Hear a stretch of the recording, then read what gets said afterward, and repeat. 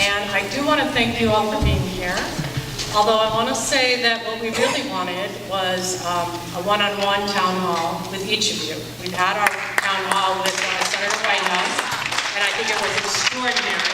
And I applaud him for answering our questions and staying out there for an hour and a half in the poll.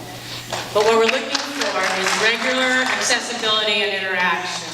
This is lovely, but we'd really like to hold each of you accountable in the future.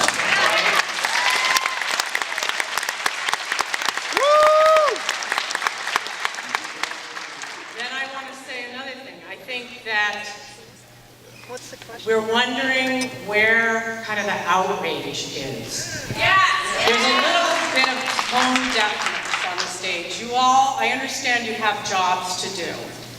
And you applauded all of us for being here and being engaged. I'm not happy to be here. I'm terrified. This is a crisis. I'm 61 years old. I have followed politics. My father was a West Point grad. I grew up in Germany at the embassy in Bonn, and I have traveled all over the world doing business as a high-tech executive. I am terrified with what is going on. It is a crisis that we have never, ever encountered.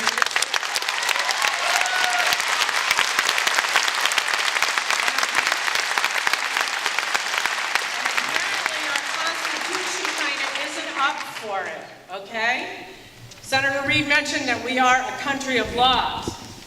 Yeah, I thought so, except for every time we turn around, like when you Democrats boycotted the two committees. Mitch McConnell went, who cares about the rule that says a Democrat has to be here? Boom!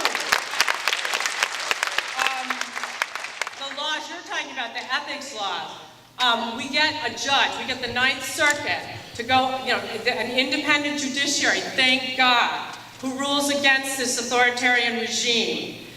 And what am I hearing? I'm hearing that the Republican Congress is talking about reconfiguring the 9th District. It's too big, and they're going to take it all apart so that they can get a less liberal decision. And I don't know how quickly they can do that, but they're doing it. Now, we found that the judiciary seems to be the only check that we have at this time, unfortunately. Now we've got a Supreme Court seat coming up. A stolen.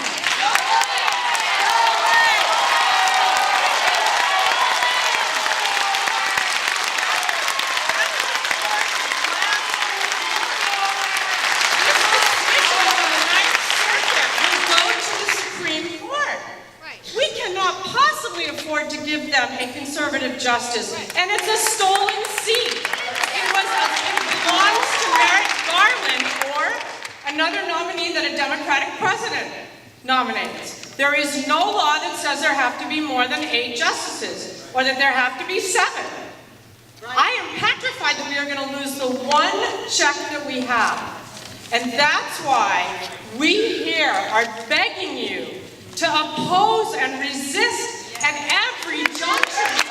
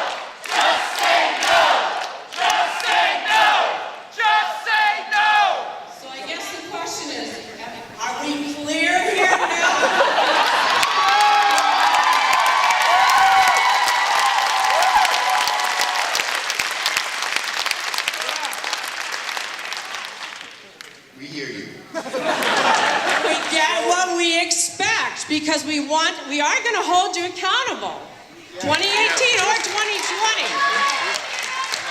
Please work with us. We're here because we're counting on you. We're begging you. Understood. We understand. And let me just, on the question of filibuster, we have to hold 41 Democrats, okay? We have to hold 41 Democrats. There are two ways you filibuster. One is by making noise on the floor for a long period of time. At best, that's postponed something by a day. It has never been a long-term effective legislative measure. The other has been to hold 41 votes and prevent them from getting cloture and being able to go to whatever they want, okay? So, hold on a second. So we think about this a lot because we've got to defend that. There are two problems. One is that we could easily lose 7 of our senators on some particular vote. So we've got to try to make sure that we hold our team together to be effective. And by the way, there are 10 Democratic senators running for election in 2018 in states that Donald Trump won. It's all right, don't worry. So they need to hear from you, and they need to know that you will have their back, okay? Because if we lose those votes, we lose the filibuster, and there's no correcting it. The other thing that we have to do is we've got to keep a lot of pressure on our colleagues on the Republican side not to break the filibuster on the Supreme Court. The best way this works is that we hold the filibuster, we hold the Democrats, they can't get to 60, and the lesson that Donald Trump learns is, let's sit down with Democrats and pick somebody like a Merrick Garland who is reasonable, rather than somebody who got picked off a list from the Federalist Society and is being shoved down our throats without a whisper of Democratic support.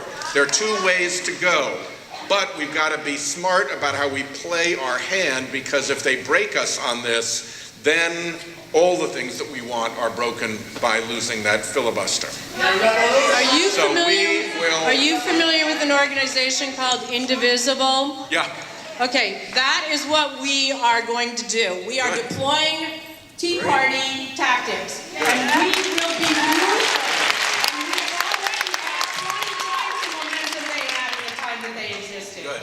So those 7 Democrats are going to face challenges in their primary. You and Chuck Schumer need to be aware of that and make them aware of that. They will pay the ultimate price. If they can't lose, there's a price for Democrats breaking ranks right now. All right.